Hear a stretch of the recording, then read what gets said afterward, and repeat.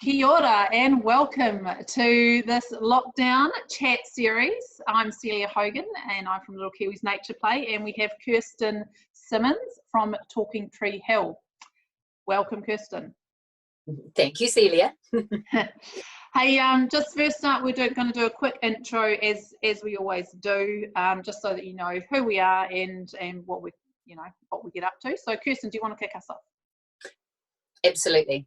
Ko aoraki te maunga, ko hook te moana, ko waimakariri te awa, ko waio te marae e, ko Steph taku mama, ko Gus taku papa, ko Kirsten taku ingoa, no te motu o Waiheke. Aho. Kia ora, I'm Kirsten and I am from Talking Tree Hill, which is an 18-acre outdoor facility on Waiheke Island, and we focus on healthy children and a healthy planet. And we do one-day schools and after-school clubs and holiday programs out here where children spend about 90% of their time outside. So that's our kaupapa. Oh, kia ora. Thank you, Kirsten. Ko Celia Hogan, tōku ingoa, no Otatahi Aho. I'm Celia and I'm from Christchurch and am living in Christchurch. I run Little Kiwis Nature Play and it started about 5 years ago. I have a background in outdoor education and teaching, and when I had kids, that kind of led me into this area of my life, what I'm up to now. I help teachers and parents to get their children outdoors and into nature, and I do that probably a lot through professional development. I'll say I'm prolific on Facebook. And yeah, I'm really passionate about it. I like to advocate for it. I like to challenge people to bring it into their teaching and into their lives. We also run a bush kindy program for preschoolers where they come for a few hours each week and spend their whole time outdoors in any weather, in any season. And yeah, so lots of cool stuff going on with that as well. Right, I think we're into it. So I've got lots of people down here tuning in, which is great. First up, Kirsten and I had a wee chat the other day to look at how we're going to structure this talk, because it's a huge topic in itself. And yes, we're going to definitely focus on the nature side of things, but we also thought it's no use in us going, right, tip, here are some tips. We want to set the scene, and we are going to therefore kind of give you the purpose of why it's going to be really important to focus on that mental health going forward. So we're going to look at the why, and how we're going to do that is we're going to just have a really brief framing of I guess where we were pre-lockdown. Okay, so where was life, where was society, what was it looking like, and maybe Kirsten, do you want to start us off there? You know, what did life feel like pre-lockdown, you know, or what were your observations of life pre-lockdown? Yeah, thanks, Celia. Pre-lockdown for me is, even though I try not to overschedule my children, that's a big, massive thing in my life, I do overschedule myself. I've read different books like the Rushing Woman Syndrome and all of those kind of things by Libby Weaver. And I do notice that even though I run an outdoor educational facility and my focus is on mind health and planet health, that we were really quite busy. Even though I was trying to protect my children from not being overscheduled and that I was trying to be present with them, there was a lot of trying. Yep. And I recognized that it was, the next bit that we get into is what has it taught me, but it's that my children were showing signs of stress, but the children that I teach definitely were. So I work in schools, and children come out to us, and I just noticed, particularly with the teachers that I was working with and with children that I'm working with, this huge amount of anxiety and stress that's around in the world today. And that's because we are busy people and we schedule a lot. So I think that was my first big thing about, like, when we asked each other that question, Celia, was looking back just going, gosh, life is full. And even when you're trying not to be full, it still really is. And for me, I recognized that I wasn't being present enough. I mean, what was it like for you? Yeah, well, that really resonated what you said about try not to schedule my children, but then I reflect back on my life and it's rushed, it's organised, it's super structured.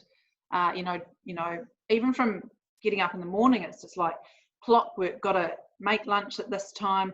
Got to get the kids out of the house at this time. Got to drop them off at school. Got to quickly do some exercise. Got to get back home. Yeah, and then the day with meetings and everything, and have to fitting that into school hours to then pick them up, to then try and have it calm after school, to then getting dinner. It just, there's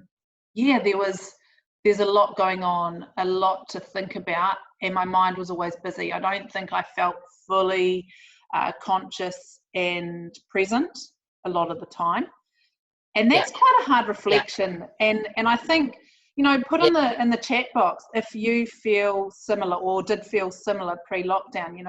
Did you feel a little bit overwhelmed with all the things that you have to do or had to do?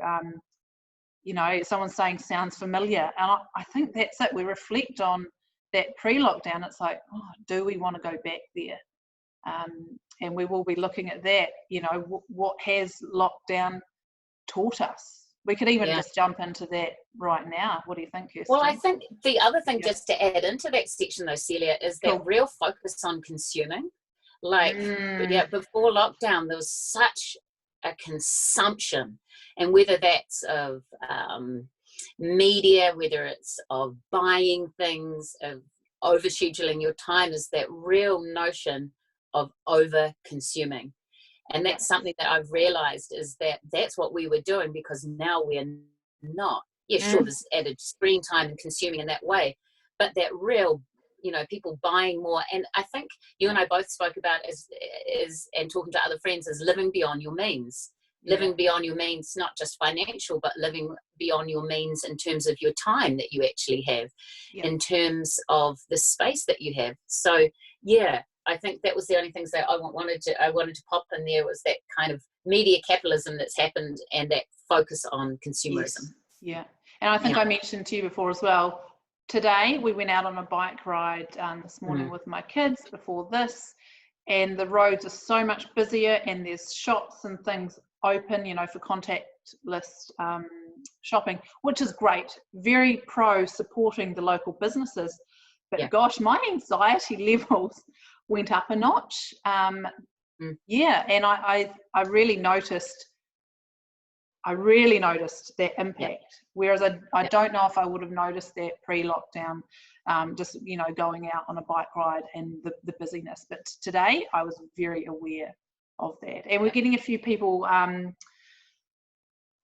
commenting in the comments saying, totally agree, always busy as a working mum here.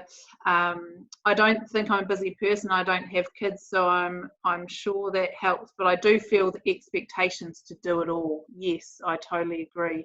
Sorry, the comments kind of disappeared there a little bit. Definitely overwhelmed with busyness. So, there are a number of comments coming through that feel the same. And I think, when we look at lockdown and what it's taught us, well, it's been enforced, but we have had to slow down. We have had, our family, we've definitely had a lot more of a simple life, because we aren't consuming, we aren't rushing, we're in a natural flow of the day. And it's, my anxiety levels have dropped because I'm not rushing all the time. My kids, they've kind of just sifted into it. And I think this is here where we kind of talk about that there are going to be different people who experienced this lockdown in totally different ways. And I can only make assumptions on other people, coming from families where maybe someone's lost a job, there might have been some kind of emotional abuse or physical abuse happening beforehand and being stuck in, confined in that kind of environment. Or maybe, someone started drinking a lot in the home because of the situation.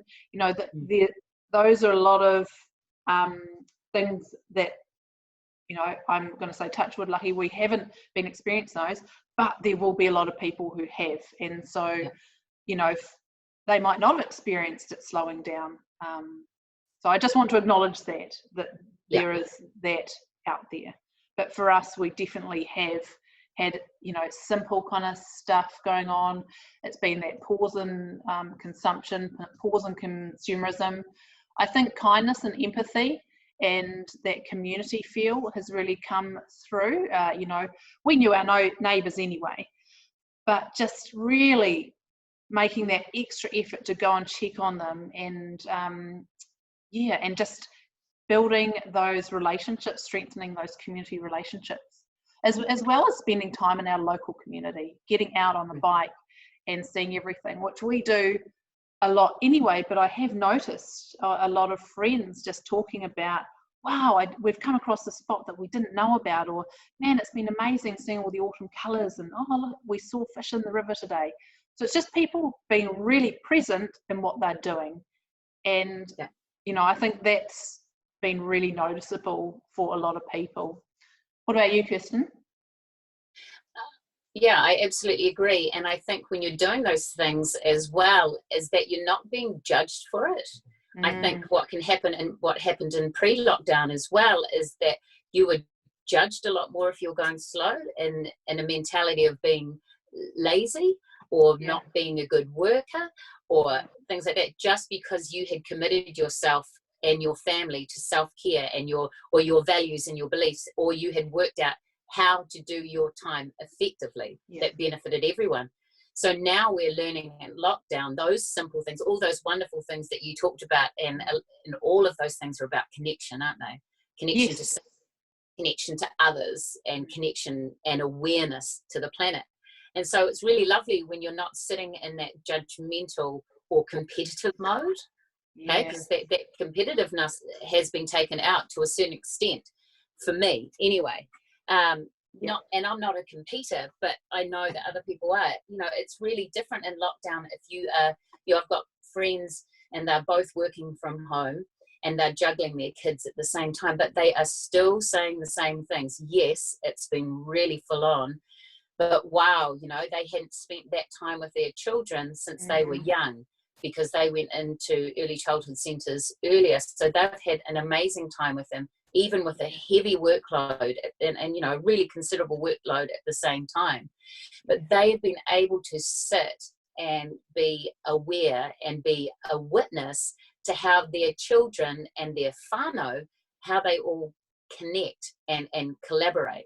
And I'm not saying it's all good. I'm saying that what it is that you're actually getting to put on that lens of, this is my family and this is how we operate, and dealing with those big emotions and what that looks like, and who handles that well and who doesn't handle that well, who actually needs to go on to the digger for quite a bit of time, or who needs to go down into the playroom, or who needs to go out and do this.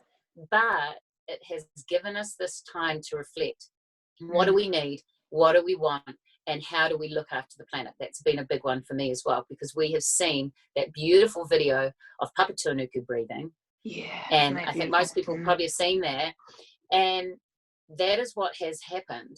So this gives us a chance, I believe, in whatever situation we're in, to actually pause and go, okay, what happens next? And it's kind of, for me, it's given a little bit of clarity alongside uncertainty and concern and worry and all of those things. But it's like that opportunity to reconnect to what I think is important, things that get forgotten in the rush, the things that get forgotten by simply going through day-to-day activities, is that you actually get to pause. And so for me, that has been a bit of a gift. It's not to say that we don't have financial worries. It's not to say that things haven't gone where they've gone, but it's to say that we actually have been given the space, right or wrong, to look at things and go, what do we want as a community? As you're saying, all these beautiful things about connecting, getting out into nature, doing more things as a family because you have to, whether or not you're working full-time or whatever. So I think it has taught us quite a lot. Yeah, and I like your point there, just acknowledging that even though some people have probably had what appears to be a more relaxed lockdown experience, there is still stress there. It might not be shown externally, but there is still a lot of stress there for a lot of people. Yeah. So I just wanted to acknowledge that. I read a quote last night, and it was by an author, I hope I'm pronouncing this right, Riek Samada, and he said, we should not be the people we were going into this. It would be truly a waste if we were. And I thought it's quite deep, but it's that reflective practice. And I think that's what we're also trying to get at here, that if we can reflect and really deeply look at what was pre-lockdown and ask ourselves, is that what you're wanting for your future? Did that serve you well? How did you feel during that time? Was that the best that you could feel? And if some of these answers are kind of coming back, confronting you, then we're going to need to, say, hey, we're going to have to make some changes. And I know that might sound like, oh, how does that link into mental health? But it definitely is, and we're going to talk through how that all links in. What I thought we might do now is, I wanted to share a couple of statistics. Is that okay, Kirsten? Yeah, sounds good. Yeah, and I think you might have some, because just thinking about mental health pre-lockdown, so the statistics were saying that nearly 50% of New Zealanders will experience a mental health problem in their lifetime. That's quite a large percentage. That's half of New Zealanders. And depression is set to overcome heart disease as the biggest global health burden in 2020. That might change with what's happened with this lockdown, but I think that was pre-lockdown. But connecting with nature it's really good for mental health and well-being. And from the 2018 Mental Health Awareness Week survey, 95% of people said that spending time in nature during the week made them feel good. And 75% said that they intended to spend more regular time in nature. And that's quite a high statistic. If 95% of people are saying that that nature, spending time outdoors made them feel good, that's a really easy way that we can work on our mental health, by just going outside. And I have to say, it has surprised me the number of people who haven't been making the most of the fresh air and actually going out. I was surprised at the number of people who are sort of saying, oh no, we have to stay home. It's like, yes, but you are allowed to go out for fresh air. So that's just a surprise for me. But I also wanted to just briefly touch on the number. So there's 2.6 billion people approximately that are experiencing lockdown in the world right now. The Lancet published a review a while ago, and it compared a number of different studies on the psychological impacts of quarantine. And the reason I want to share this is because essentially that's what we're in. We've been kind of lucky in New Zealand because we have been able to go out the gate, but there are a lot of people who haven't been that lucky. And so that was talking about the kind of symptoms that possibly could occur as, stress, low mood, irritability, anger, intolerance, depression, and post-traumatic stress.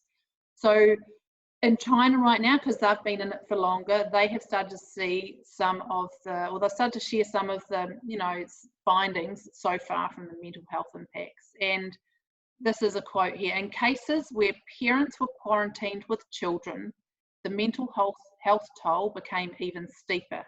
In one study, no less than 28% of quarantined parents warranted a diagnosis of trauma-related mental health disorder. And that's from the World Economic Health Forum. So that's quite high. That's, nearly a third of parents were warranting a trauma-related mental health disorder diagnosis. So even though right now, you might be feeling really good, sometimes these things come up after, and for other people, they would have been there beforehand and will be, showing up even deeper or at a deeper level. And I think you were talking about some other statistics as well. I know, I was, and I'm just going to bring it back to New Zealand for a second. Yeah, cool. Because just when we started up Talking Tree Hill, it was based around coming back to New Zealand and really seeing suicide rates here.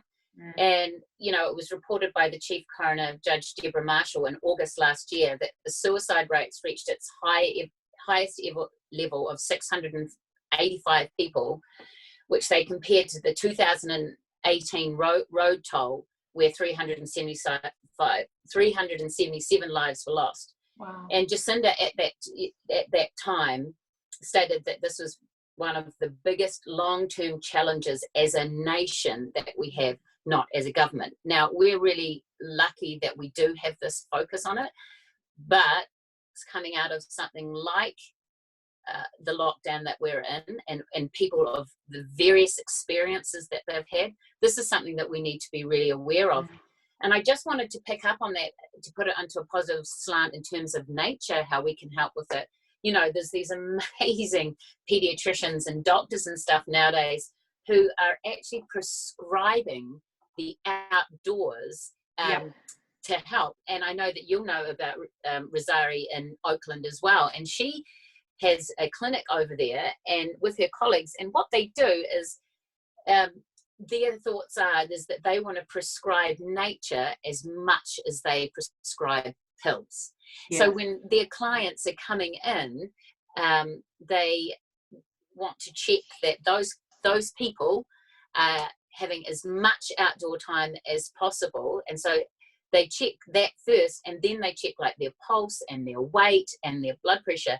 And I just thought, gosh, and you know, and the question they're asking from that Celia as well is, does this actually reset our flight or fight mode? And so that's when anxiety and stuff and everything is coming in. So, you know, when I say a really big statistic like that in terms of the suicide, I want to go straight away back into like, there are really big helpers. And I will be as bold to say as prescribing nature is an absolutely fantastic idea. One, because it's free. And in New Zealand, we have it everywhere. Yeah. There is green spaces everywhere. So it's accessible to so many more people. You know, we do have that kind of 100% pure New Zealand image. But they were the two things that I really wanted to talk about then, as something that is gritty like the suicide rate, and then something that's happening in other places that, wow, you know, ecotherapy can very much work here. And I'm sure it is happening in some places, but gosh, coming out of this, wouldn't that be lovely? I know, Celia, you and I would be like, yes, do that. But I love that pediatricians are focused on that, and I love that doctors are doing that, and that they are prescribing it, actually getting a pad and prescribing something like that. And that, to me, is a positive way of looking at that mental shift. So that's kind of just what I wanted to add in. Yeah, totally. And I know that doctors are doing that here in New Zealand as well. They are prescribing nature. So, you know, the research backs it up. It's not just something plucked out of the air. The research says nature is going to help and improve our mood and lower our stress levels. So we can use it. And there's some cool stuff coming in. Just people saying this topic, or this is Karen saying this topic is so important. Thank you. Yes, agree with you on the flight analogy and regarding to anxiety and health-related illnesses. Thanks, Louise. Carla has asked if we can share those stats. Yes, I'll copy those in after the call. Fantastic. And then Greg is saying there are green prescription programs in the IPA, the International Play Association in New Zealand. Yeah, so that's fantastic. Right. We're definitely focused on it here in New Zealand. And also just what you said before, really briefly, that we do have green spaces really close to home. So the councils in New Zealand, they generally try to have at least a green space within 800 metres, to, you know, or 500 to 1 kilometre, depending where you live. But that, you know, that's not far as walking from your front door, and lots of people have been walking, but even just walking around your streets, that, you know, that is still classed as green therapy. We have a lot of trees here. Right. Next, let's maybe just touch on, do you want to do a quick summary of what good mental health looks like? Because I think if we can look at what we're kind of looking for, that is going to just help us work through some of the, okay, well, what can adults do and what can children do to improve mental health going forward? Yeah. Over to you. Yeah, well, so for me, and this is a lot of the stuff that we work on out here, because it's really important, obviously, it's not necessarily that you're happy all the time. It's that you want to be happy for majority of the time, but that you have these feelings of contentment, that you're okay within yourself, and that you are positive, but you also allow expressions, big expressions to happen with children, or big expressions to happen for yourself as an adult. So it's also building on that idea of resilience, that whatever comes along. So this is what I really think is a big point for me about, for my own good mental health and for my children and the people that I work with, is that you have built up this bucket, which I'm going to talk about more, that you have this resilience, that when challenges come along and these big emotions happen, you can sit and be aware and be witness to them, and you choose to react. You can actually choose how to react. It's not that you're going to be just angry all the time. It's that good mental health looks like that you can hold it. It looks like that when stuff's getting thrown at you, you're like, whoa. And this is taking me, a long time. And and also to understand that you're not going to have good mental health all the time. And then when you have your bad days, accept that they're bad days. Make it okay that you go and eat some chocolate, or make it okay that, do you know what? But know what your strategies are that make it okay for your mental health to be all right. I think that's a really big point, that it is normal that we have ups and downs. That is normal. I think, like I read a lot about, or have in the past, about happiness, and kind of, I used to feel that, you have to be happy all the time if you can say, if you want to say that you're happy. But actually, the reality is that life is a bit like this. But it's just good mental health is if we're not down here all the time, so having the flows. But if we spend too much time down here, that's when, we might need a little bit of help or support or some ideas. Yeah, and good health doesn't look like what's in the media. I think this is a big thing, is that we are the biggest consumers of content ever in the history of the world. And that content that we're consuming gives you a certain image, particularly for body image. It gives you this, it gives you that. I saw an ad the other day for yoga, and she was doing it in a bikini with, his sort of bottom up and all these kind of things. And it's like, that is not what good mental I think we might have being in those images. Sorry, you just dropped off a little bit, but you're back. Yeah. I think that's been happening to both of us a bit. But it's not feeling like that you have to be part of those images that you're consuming every day. And the advertising industry puts out a lot of that stuff. So what is it that's good health for you? You have to ask those questions to yourself. Can I bounce back when I'm faced with those challenges? Can I manage my big emotions? Can I manage those of my children around me? Am I doing things that are keeping me physically connected to my, like my mind and my body, leading from the heart? Those kind of things I think are really good health images. It's not that you're the thinnest. It's not that you're all the time a happy person. It's that you've learned strategies for you that make you allowed to cope in the world and the story that you're writing for yourself. So that's working out, are you a runner? Are you a walker? Are you, you might not be any of those things. For me, it's yoga. For me, it's going into nature. Those kind of things that, are really, I'm just giving you a really quick analogy of what it looks like, because the point Celia is as well, is that good mental health looks different for different people, but there are strategies that you can have to make sure that your mental health and that of yourself and the others around you, so that they can be empowered to be the best people that they can be. So and I think that leads us nicely into, because you're just starting to talk about some of those actual strategies. So I think that's a good place to move in, and we're gonna look at both adults and children. We'll start with adults, and I think for me, one of the main reasons that we're going to focus quite a bit on adults is because we can help. If we've got our own mental health, and I'm not going to say in control, but if we're managing our own mental health well, that is going to impact the children around us. So I'm not going to go on about that actually, but we need to make sure that we've got it in control. And if you have a look at the Mental Health Foundation, they make a point about connecting with people who make you feel safe and loved, and that's one of the most important things for them around looking after your mental health. And I think that's part of it. So if we are able to connect with other people and improve our own mental health in that way, that's going to impact the mental health of other people around us, especially if we're caring for children or looking after children in our home.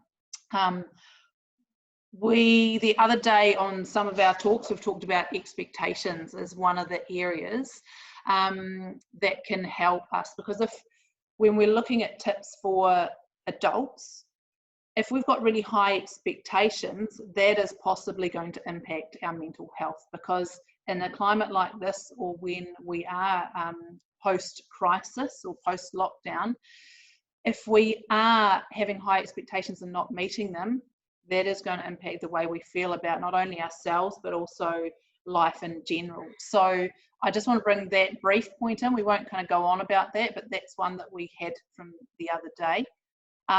Do you want to go back and forth on these things? So do you want to share another tip? I just want to start with that because we'd already referred to that.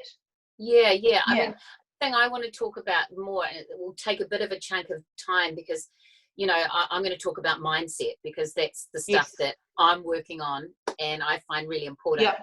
And just because, knowing that we have up to 6,000 thoughts a day, and I teach the children a lot about this, is about you choose which ones you can allow to pass through and the ones that you want to, kind of latch onto. So I think what I want to talk about, and when I say mindset, I mean the established set of attitudes held by someone. Okay, so that's kind of the definition of what mindset is. And so I'm going to talk about strategies and practices, and I'm going to give you some resources about what those are. So I think I'm just going to launch into that. Just launch into it. I think we've got about 15 odd minutes, so just keeping an eye on time. Sounds good. Timekeeper here. So, and it's from going back to what I was talking about with building resilience, is making sure that you have enough fuel in your tank. So what I'm talking about is daily practices. So what is it that you do that's going to keep yourself happy, and therefore helping with your mental health for later on? So for me, I go walking, or I go for a run every single day. If I don't schedule it that it has to be in the morning, because I don't want to set myself up to fail if I can't get it done in the morning. But I know that as a practice is something that I need to do. Yoga is another massive one for my mindset. I have learned from using meditation and asanas and the way and yoga as a belief system of how helpful that is to support me. So it's asking you that question is, what do you do every day for yourself to set yourself up to have really good mental health? For me, and what I teach children is that, do you have affirmations? Something that grounds yourself, that grounds your children. At 1 p.m. every day, when children are out at Talking Tree Hill, we hit a gong and the children know to stop, and they close their eyes and they say, I am happy, I am healthy, I am grateful to be me. And so that's kind of called a mindful moment. So the children do that, but our teachers are doing that, and I do that. And I wake up every morning and I try and remember that I've got some kind of affirmation that I use. As a family, we use a grateful candle. So at night times, once we've had our dinner and we've all sat down together, which again is really important, is to feel connected and with each other, is that we have a candle going, and then everyone goes around and says, what are you actually grateful for today? Now, all of these strategies help with your mental health, 1000% as an adult. And just on the affirmations, just for anyone who's not familiar with them or hasn't really used them before, often when we do affirmations, we call them positive affirmations. So they're framed in a positive tense, and they are I statements, and framed in the now, as in we already have that, whatever that is. So for example, I am calm. So I am present. I am safe. Those are all things that are saying that we are that, and you repeat those to yourself. So back to you, Kirsten. And if you're a yogi, you may know the term of a cuppa as well. And that is a resolve or an intention, and it's similar to an affirmation as well. And that and what it does is it brings about positive change in your life. So you will focus on a specific goal to manifest it. And so I've done that for years. And that's another really positive thing to do alongside it. The key thing that I want to say out of mindset as well, and what we have all learnt from coming out of lockdown and coming into now, is about being present and recognizing the time that we have been given us as a time that we can actually use to help our own mental health and that of our children, because we are aware of what's happening now. We can react to what's happening now. We're not worrying. We're not going off into another tangent of life and going into the future. If you stay present, that absolutely helps your mental health. And I know it's tricky. I struggle with that as well. And it's things like healthy eating in the seasons. There are reasons for the seasons. So how about we put in those kind of eating, you decide that you will grow some food, or you will have food from your local area and it's seasonal. All those things help with mental health. And I guess my big top tip is that, as you know, a statistic you sent through, Celia, was that in the we breathe 50% less or shorter breaths than we did in the 50s. So we need to take longer breaths. When we take longer breaths, we calm ourselves. And this is that was going to be one of my points. The breathing is so important. And I think it's because when we take in those deep breaths, we also have, that signifies a change in the brain, and it's all those positive endorphins that release, and so those chemicals have a really nice calming effect on our brain. And I think so that's really and the reason why I said that is because I'm talking about yoga and meditation. Now, if you haven't tried those things before, if any of them, please do. There is a real reason why people tell you to do this, and I've been working with my yoga teacher, Prema Loka, for years now, and that stuff has helped me so much. And I spend a lot of time outside, but this stuff connects your mind and your body. So I'm a huge advocate. And also for meditation, I don't mean just sitting down and meditating.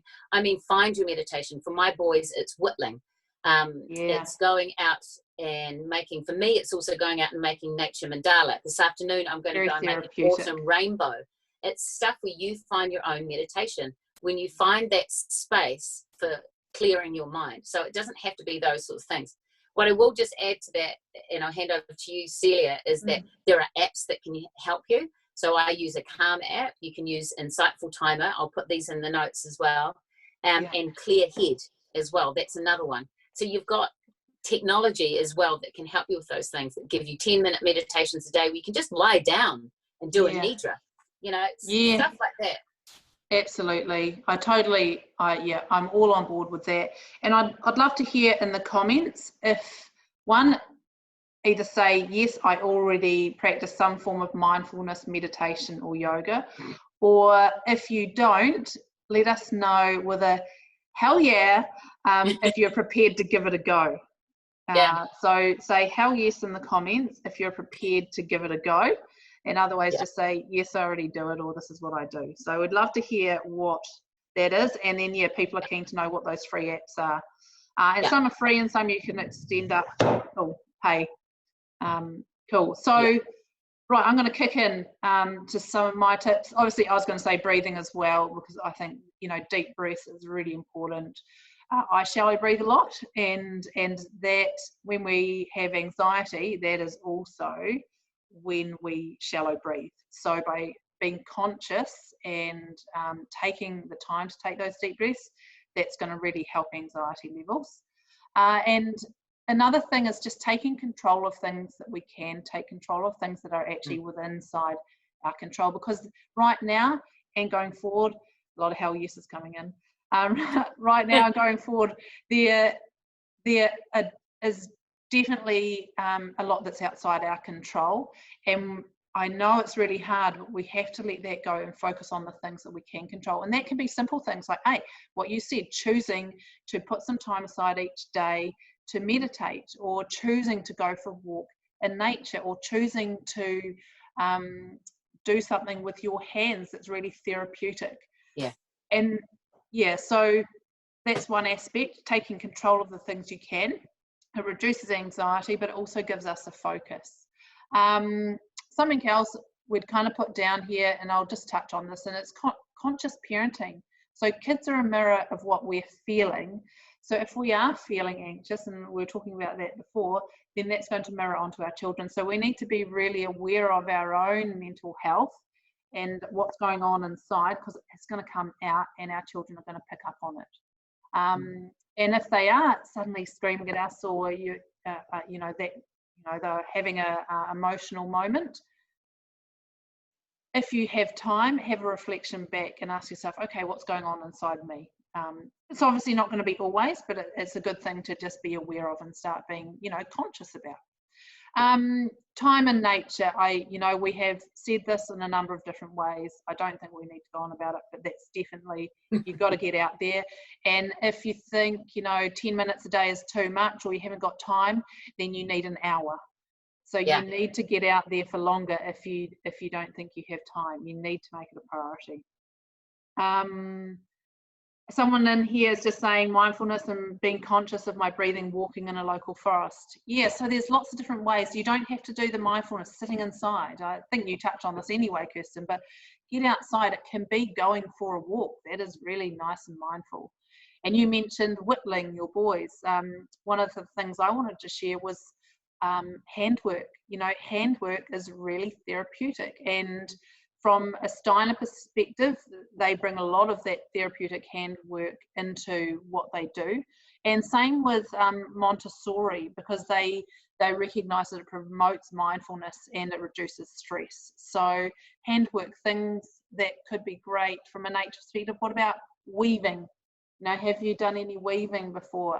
Baskets, or I've done a few demos on making flax balls, and the whittling is amazing. Anytime I'm teaching that with teachers, they're like, oh wow, this is amazing.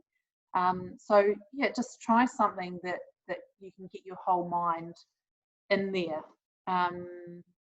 Just simply looking at a fire, Celia, fire. Love fire. Simple little measures like that, where you're just looking at something and just allowing that space to open up in your mind. And your children can do all of these things alongside you, Yes. It's just making that really, I think a big point for us with the children was unstructuring time, wasn't it? And letting it be child-led. That's a big thing that you're in with, Celia, but it's making that time throughout the week where you've got connections with each other, you've got connections to the planet, and you've got connections to yourself. And working out for your family, we can have all these strategies, and I know both you and I have got reams of them, and we can put more up later. We really, really can. But the thing for me is just really being aware now that we have an opportunity coming out of lockdown to look after our mental health and to look after that of our children's and of papatūnukus, and thinking about those three things, not just for yourself, but really sitting as a witness and being aware to how we can do that for others, how we're in service to others, and how we can do that to our planet. And that's a massive one for me as well, because she's just been able to breathe. So what do we do for our mental health? You need to help your mental health, you need to help others. Okay, it's not just about you, it's about helping others and looking after the planet at the same time. So I just wanted to add that in there. And I will we lost you again, but that's all right, you're back. Yeah, it's happened a bit this call between both of us. Sorry, I think it's coming across okay, just judging by the comments. So I'm saying already loving yoga and what practice brings to my life. I like the Headspace app, so there's some good tips in here on apps to use. Love yoga and walking in nature. Yes, but don't do it daily. So yeah, that's pretty much a hell yes, isn't it? Headspace, meditation, mindset. Yeah, this is fantastic. Lots going on in here. And someone's just said that my daughter and I walk our dogs each day and try to go through green space rather than around the footpath. Yeah, so there's just little things that we can change to help. And I think we've covered quite a number of different things. Some are specific to nature and others are slightly different. But I think it's all going to help us as far as moving forward with our mental health and just being conscious and aware. And especially if we're thinking about the past pre-lockdown and going, okay, what is it that I want to let go of from the past, and how do I want to move forward? I think that's going to be a really cool starting place there. There's questions. I think we're going to move into children. We're kind of at time, so we're going to go over a little bit. Sorry, team, but it will probably be about 5 minutes or so. And I think because we've covered a lot of things that are also for children, i.e. getting out in nature, mindfulness is great for children too. So a lot of that we talked about crossed over. So let's focus this next bit on anything that we haven't already covered, that's not specific for adults. I think maybe we just need to start talking about play, to be honest. And the benefits of child-led free play. Do you want to start with that, or do you want me to kick off? You can start, whatever. And I'll harp on about this all the time, but child-led play, the benefits, it's not just physical benefits, it's the psychological benefits and the emotional benefits. And there are so many other specific areas of, communication, social development, problem solving, but also resilience. And I think a crisis like this, even though it's not the same as an earthquake crisis where we experience some kind of trauma in the time, it is still a crisis. And it's really important that we are providing our children opportunities to develop resilience. And that definitely comes through play. I did one of the lives was on risky play. When children are engaging in risky play, they are challenging themselves. And for example, if they're trying to climb a tree, but they can't quite reach that first handhold, there they are having to problem solve or figure out how they can get up that tree.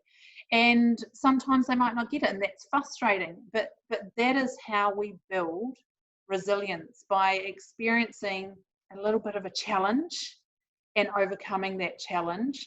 And it helps us to transfer that kind of mindset into situations like this and going, okay, it's a challenge, but I can pull on some of those skills that I've learned, or some of those, mindfulness practices to help me get through this. So, play is fantastic. And I know there've been a couple of comments in the chat here just talking about how important play is. And again, it's physical, psychological and emotional development at its best. It also links back to what we're talking about with adults and the control. So again, children can experience stress and anxiety in their lives, but the more control they have over what they're doing, the more in control their levels of anxiety and stress are. So that's another good link there. I will pass over to you, Kirsten, to hit us up with another tip. Just a brief one, absolutely. That now is the time to schedule this stuff. Now, we are talking about unscheduling.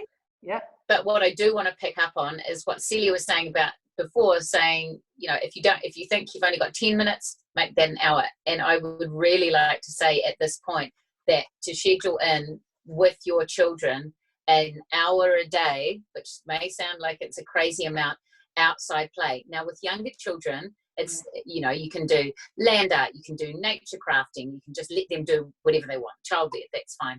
I know that people always talk about with the older children, it's much more difficult, but it's not if you take a walk to the park and you take a ball with you.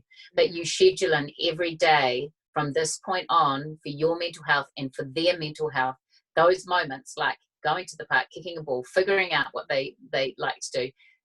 So many children will choose devices because it's easy. Okay, They love it. It's so instant. But actually, if we as adults for our children, so this is not specifically a child thing, but we actually choose, do you know what? For my family, I'm going to pick up that ball and take my 17-year-old or whatever they're into. You can find something else. It's just finding what that is. And for the little ones as well, you might, because it's autumn, it's a great time to go out and find those leaves. When you're making this time, think about what season you're in. Think about what you can go and do at that point, and figure it out beforehand. Jump online and go, okay, so this is something that I can do. Find those resources online that will help you get that outside time. So that's really what I wanted to say, Celia, is that children need a lot more time outside, and it's us as adults that can be the nature activists or advocates, for want of better words, to do that. Because we can talk about playing all sorts of different resources, but actually, if you can mentally make that shift, that more time outside, please. Schedule it. A little bit. Yeah. Yes, we did just say that, but yeah, sorry. Yeah, but and the other thing I didn't mention before is nature is a great emotional regulator. So if children are feeling, or you're seeing a lot of emotions coming out inside, letting them get outside or getting them outside is really big. And one of my big things is I really want to see every child in New Zealand spending at least 3 hours outside every day. And I know that's a big ask, isn't it? But that's one of my kind of motivating goals of what I do. And, you know, that takes a relationship between schools, early childhood centres and whānau to make that happen. So, yes, watch this space. It will happen. It does happen for a lot of people. But it's also a good goal. It's something to aim for. And just on relationships, I think just one or two last things I want to say is about connection. You know, developing your relationships with your children through nature is a really wonderful way to develop a really strong connection and a bond. Like Kirsten said, having those experiences out there, children will remember those things. And not only is it that you're forming a relationship with yourself, but you're also forming a relationship with them to their environment. And this is not so much about mental health, but it's about environmental health, which is also really important, because when children are getting to know their local spaces and their local environment, they learn to love it, they learn to respect it, and then they become the future guardians of that. So, you know, there's some positive things, because we do need nature for our mental health. So we also need people to look after it. And that's one of the other benefits there. And also just a reminder, handwork is fantastic for kids. The other day we'd been out collecting lots of leaves and things, and my daughter came home and she said, I want a needle. And so we just started threading leaves with a needle, or she did, and some cotton, and she was there for ages. It was just, she just needed some therapeutic time. She knew what she needed and she just did it. So yeah, I think there's some really cool stuff there. We've talked about so much. We've talked about mindfulness, yoga, positive affirmations. We've talked about healthy eating. We've talked about play, spending regular time in nature, committing to spending regular time in nature. We've talked about the importance of resilience, and we've talked about handwork as another tip. We've talked about building connections to self, to others, your family, or the children that you work with as well, and that can be done through nature. Oh gosh, I think I've lost. I'm sure there's lots more, but I hope you have really gained some really cool insight from this conversation. Maybe just pop in the comments, let us know what you thought. Was this helpful? You know, is there something, a standout kind of aha moment of, oh my gosh, yes, or oh, I'm going to try that, or this is, yeah, something I'm going to take with me going into the post-lockdown life. We'd love to hear what you think. I'm going to pass over to Kirsten for any final words, and then I'll wrap up and we will close off. Awesome. Yeah, I don't have a lot more to say. Oh, I know. If we went on, we'd have so much to say, Celia, don't we? But yeah. You know, we really are looking at how nature can improve our mental health. And I think the one thing that I've taken out from my time being in lockdown is that if we have less consumerism and more giving, then we're going to have a happier life and a happier planet. Yeah. So that's really important to me. Our byline at Talking Tree Hill is healthy children and healthy planet. And all our mental health, when that is wonderful, and when we have that going, it's going to help and give awareness to the fact that we also need to be helping our planet at this stage.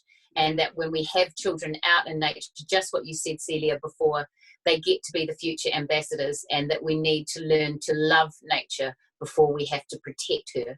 Yes. So I think it's really important from all of the stuff that we take away is that we're here to be in service to others and in service to our planet. And if we don't have and look after ourselves, and we don't look after the mental health of our environment, we're not going to have it. So I know that's a bit deeper or whatever, but it's actually a fact now that that's what we need to look for. So look after your mental health, but also that of your children and of the planet, please.